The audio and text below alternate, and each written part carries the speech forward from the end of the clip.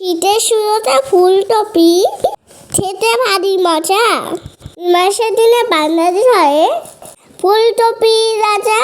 ফুলকপি নিয়েছি, বানাবো আমি রোজ। দারুণ কিন্তু খেতে হয়, একবার খেয়ে যেতে দোষ। ফুলকপিটাতে তেতে গরম জলে দিয়েছি, অন্য একটা বাটিতে দই আর মশলা মিশিয়ে নিয়েছি। এরপরে দিয়ে দিয়েছি কাজু বাদাম বাটা, একটুখানি জল দিয়ে নাড়া থাকা। ফুলকপি সিদ্ধ হয়ে গেলে উঠিয়ে আমি নেব। গরম তেলে ফুলকপি আমি দিয়ে দেব। থেকে সরিয়ে দিলাম একটুখানি নুন। শীতের সবজির কিন্তু আছে কিন্তু অনেক গুণ।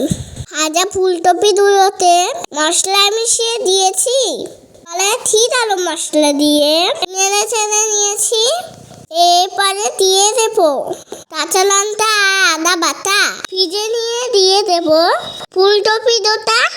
এরপরে একটুখানি জল দিয়ে দেব, হাতা দিয়ে ধীরে ধীরে হতে দেব।